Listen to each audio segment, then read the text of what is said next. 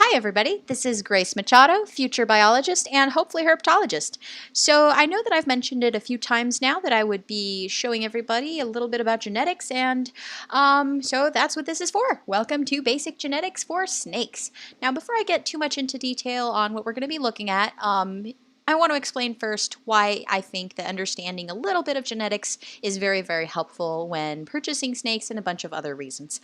So first, sometimes when you go out to buy a snake, you'll hear some fancy terms like, oh, this is an albino het snow, or this is a normal het exanthic, or this is a whatever het whatever.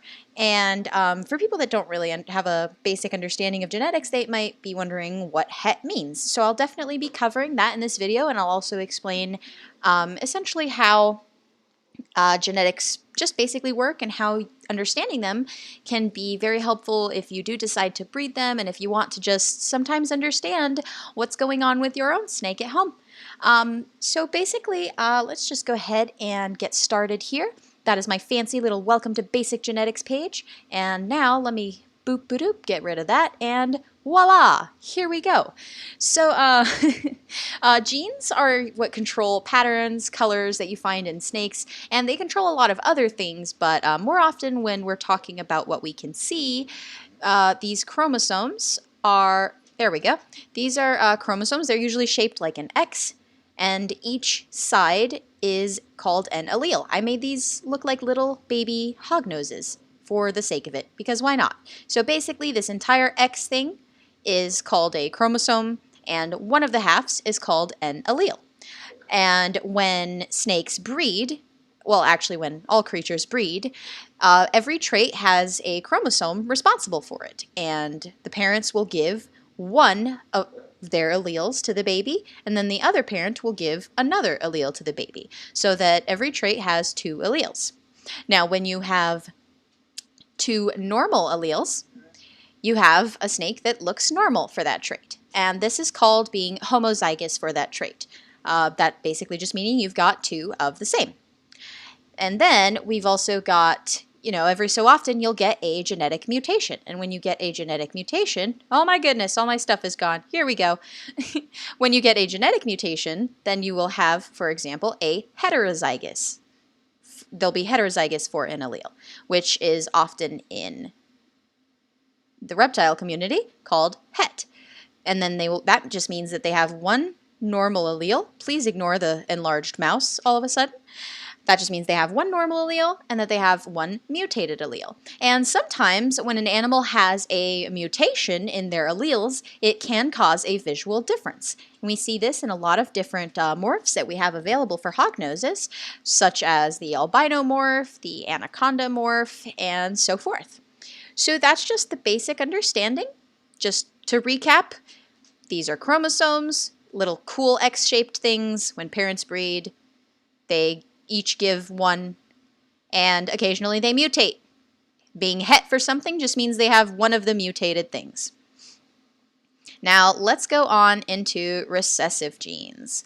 Now the first thing I want to go over is recessive genes, in particular just because most of the morphs out there are recessive. The more popular ones, including the albino, the snow, the toxic, the exanthic, the toffee belly, the list goes on and on.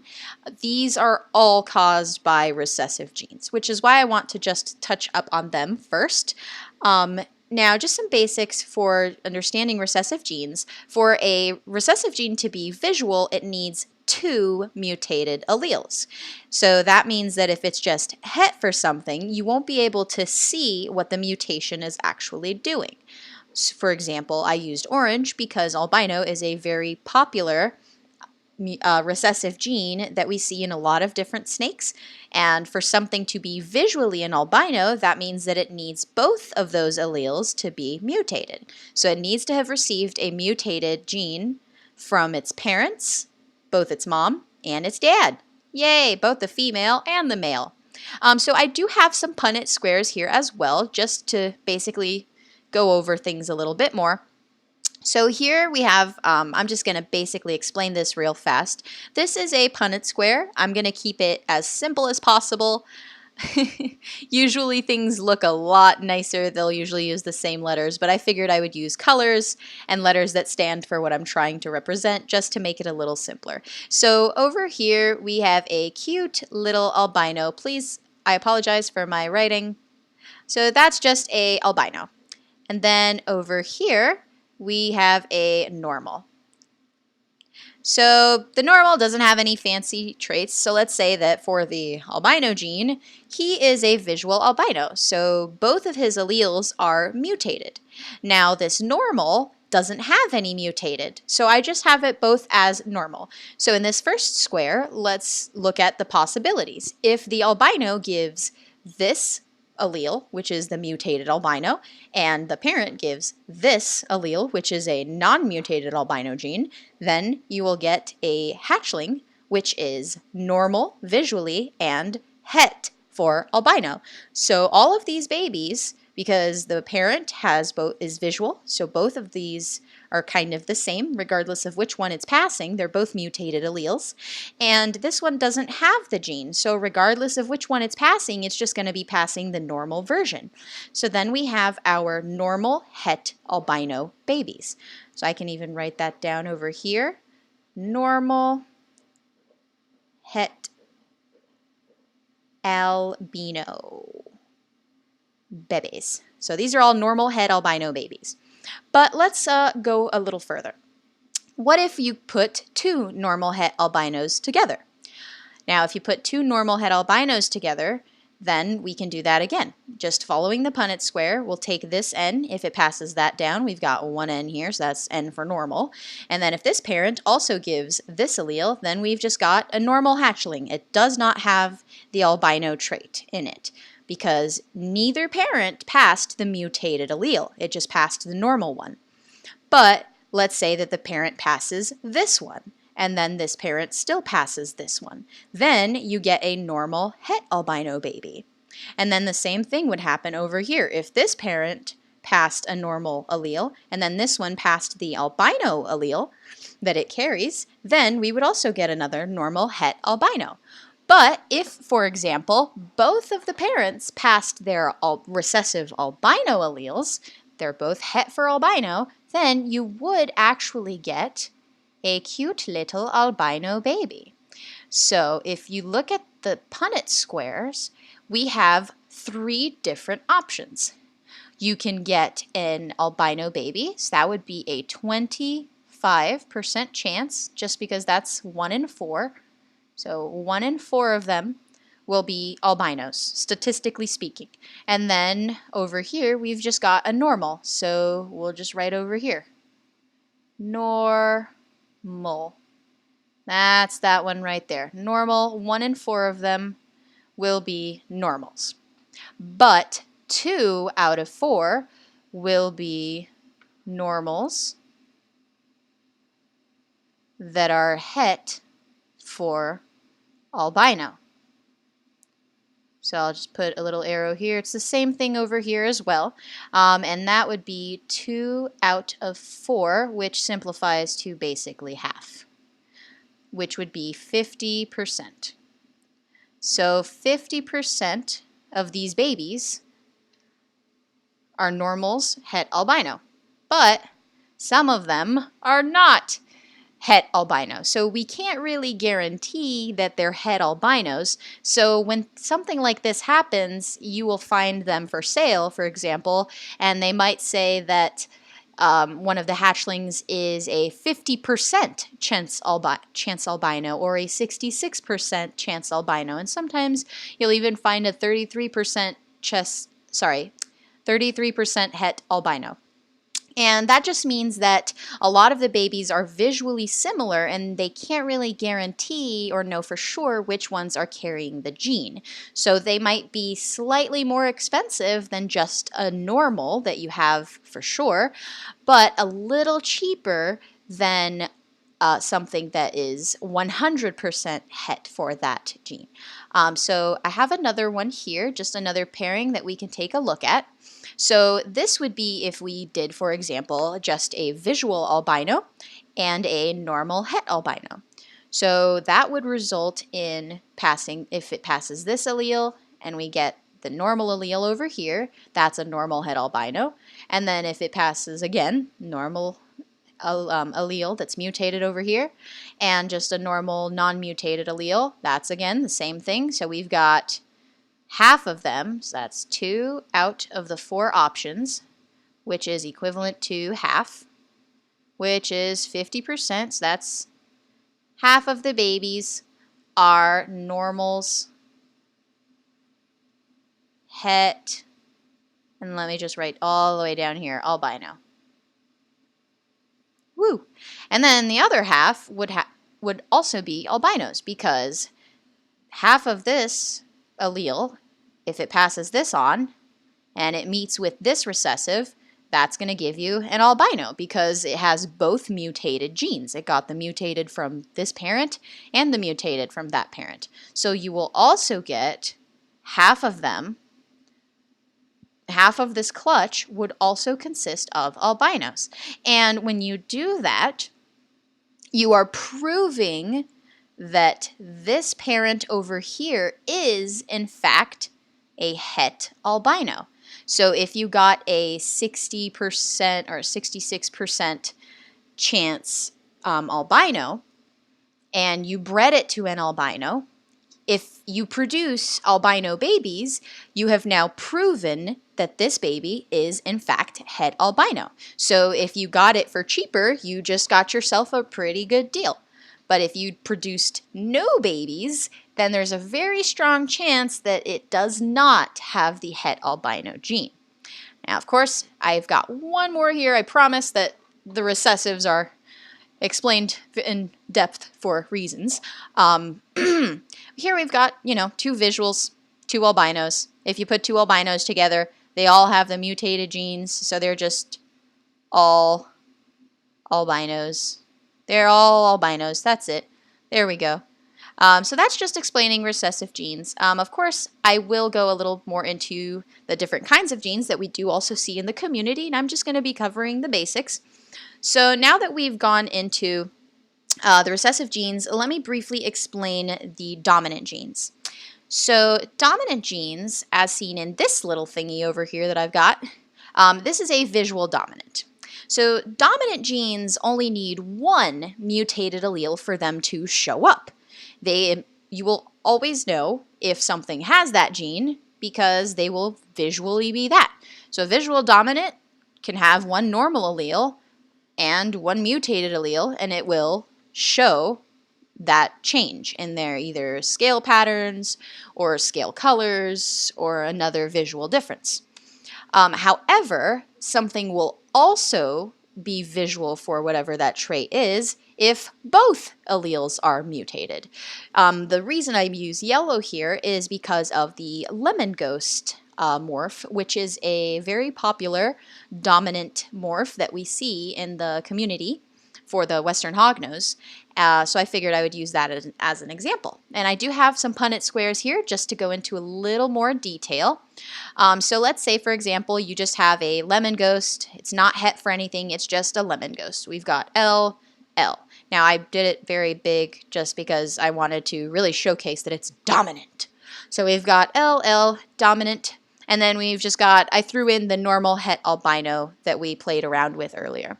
So let's say the lemon ghost is going to be throwing in its very dominant lemon ghost gene.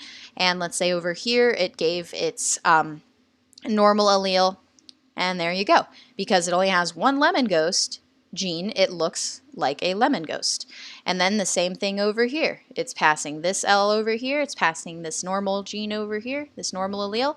And then together it's still a visual lemon ghost. But let's say that it's passing the lemon ghost over here and it gave the mutated albino. Now it's a lemon ghost het albino over here, and the same would occur over here. So all of the babies would visually look like a lemon ghost because the lemon ghost is a dominant gene.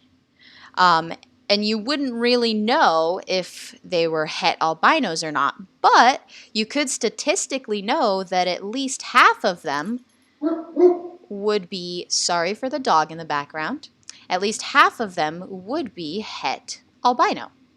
So you would call that a 50% het albino. So I'll just write that over there. That's basically what you would have to sell these hatchling as, because you can't really prove if it has the gene or not. So let's just go ahead now and look at this other example that I have. But let's say that we have a lemon ghost het albino and a normal het albino. So if the lemon ghost passes over its allele over here, lemon ghost allele. Of course, this is an oversimplified version of this. I just want to throw that out there because genetics and Punnett squares do get a little complicated, but this is the most simplified version of what I could show. So let's say it gave the lemon ghost gene allele over here, and it didn't give off any of its albino. And then the normal, we've got some lemon ghosts here, but if it didn't give its lemon ghost gene over here, then we would get a normal het albino.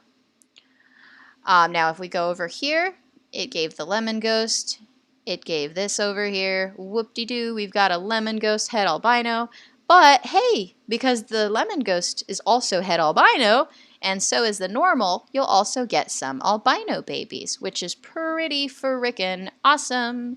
That's the example that I've used over here just to explain a little bit about that. This is just kind of like, this is not actually accurate, because when you start having more than just one trait, you're actually supposed to have more Punnett squares to represent both versions of the alleles.